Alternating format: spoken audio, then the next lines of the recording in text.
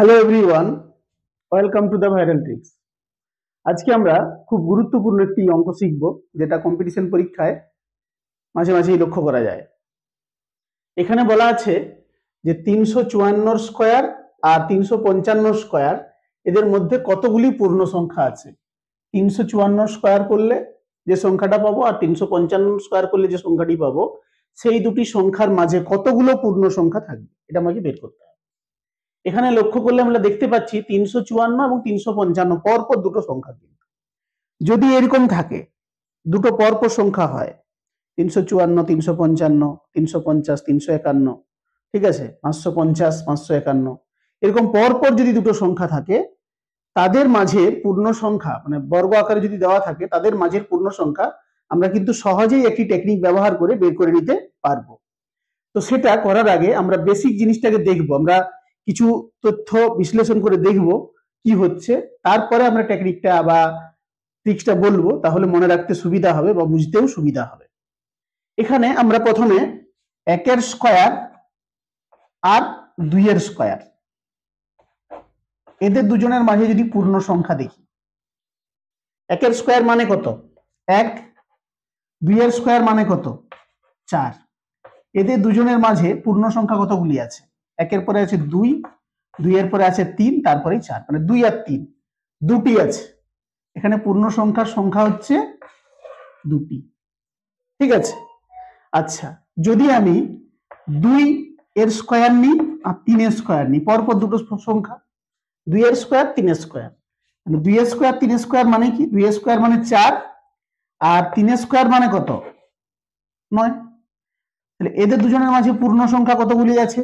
4 এর পরে 5, 6, 7, 8, তারপরে 9 চলে আসছে। তার মানে এখানে পূর্ণ সংখ্যা হয়ে গেল 4টি।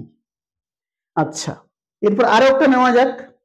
যদি আমরা নিই 3 এর স্কয়ার আর 4 এর স্কয়ার, এদের মাঝে কতগুলো পূর্ণ সংখ্যা আছে যদি আমরা বিচার করি।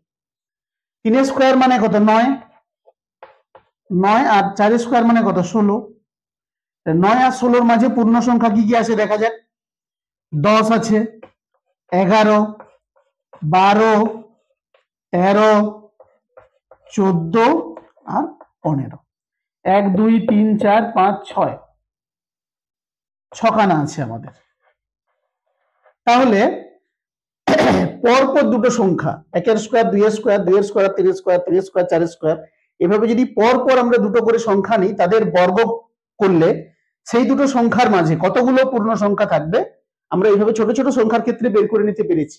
কিন্তু এই ক্ষেত্রে সম্ভব নয়, অনেক বড় সংখ্যা, ঠিক আছে। তার জন্য আমরা এখানে যে জিনিসটা বিশ্লেষণ করে দেখলাম, তাতে কি দেখতে পাচ্ছি সেটা আগে দেখি। এখানে কটা পেয়েছি পূর্ণ সংখ্যা? দুটি। এখানে কটা পেয়েছি? 4টি। এখানে কটা পেয়েছি?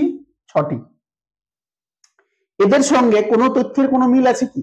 হ্যাঁ, মিল আছে। কি মিল আছে না, এই যে 1 আর 2, এদের দুজনকে আমি যদি যোগ করি, 1 আর 2 এদের দুজনকে যদি যোগ করি, কত পাওয়া যায়? 3। তার মানে এদের দুজনের যোগফল হচ্ছে 3, আর পূর্ণ সংখ্যা পাচ্ছি কটা? দুটি, একটি কম। আচ্ছা, এদের দুজনের যোগফল কত? 2 আর 3, এদের দুজনের যোগফল কত? 5। পূর্ণ সংখ্যা কটা পেয়েছি? 4টি, মানে একটি কম। আচ্ছা, এদের দুজনের যোগফল কত? 3 প্লাস 4 মানে কত? 7টি।